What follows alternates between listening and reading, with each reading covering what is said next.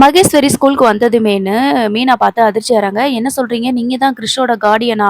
அப்படின்னு சொல்லிட்டு கேட்குறாங்க. அப்பதான் மகேஷ்க்கு வந்து புரியுது. "ஐயய்யோ! போச்சு போ! மீனா வந்து பார்த்துட்டாங்களா? இனி என்ன சொல்லி சமாளிக்க போறேன்னே தெரியலையே!" அப்படின்னு சொல்லி கேட்குறாங்க. "ஏங்க அன்னைக்கு வித்யா வீட்ல இவங்க இருந்தாங்க. அப்ப கூட கிறிஷ் செருப்பு மாரியே இருந்துச்சுங்க. நான் கேட்டேன் இவங்க கிட்ட. என் பையன் தான் இருக்கான்னு சொல்லிட்டாங்க." அப்படின்ற மாரி சொல்றாங்க. அப்போ வித்யா வீட்ல இருக்கிற அப்படின்னா, "உனக்கு தான் கிறிஷ பத்தி தெரியாது. ஆனா வித்யாவுக்கு கிறிஷ தெரியும்ல. இவங்களுக்கு பின்னாடி ஏதோ ஒரு மர்மம் இருக்கு." அப்படின்னு சொல்லி சொன்னாங்க. உடனே மகேஷ் இருந்துட்டு, "இந்த சூழ்நிலைய எப்படியாவது சமாளிச்சு ஆகணும்." அப்படின்னு சொல்லிட்டு அவங்க என்ன சொல்றாங்க அப்படின்னா, "ஆ கிறிஷோட அம்மாவுக்கு நான் தான் பதில் சொல்லணும். அவங்க என்னைய நம்பி தான் விட்டுட்டு போயிருக்கிறாங்க. அதனால கண்டவங்களுக்கெல்லாம் பதில் சொல்லிட்டு இருக்கிற அவசியம் எனக்கு இல்ல.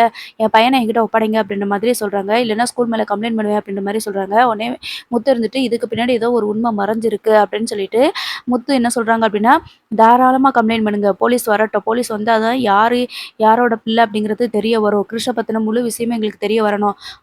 அவன செக் பண்ண டாக்டர் என்ன சொல்லியிருக்காங்கன்னா, அவன மறுபடியும் அதே ஸ்கூல்ல விடாதீங்க அப்படின்னு தான் சொல்லியிருக்கிறாங்க.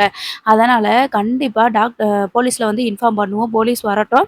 அப்பதான் என்ன நடக்குதுன்னு தெரியும்." அப்படின்னு சொல்ல, உடனே மகேஷ்க்கு வந்துட்டு என்ன பண்றது அப்படின்னு ஒண்ணுமே புரியல.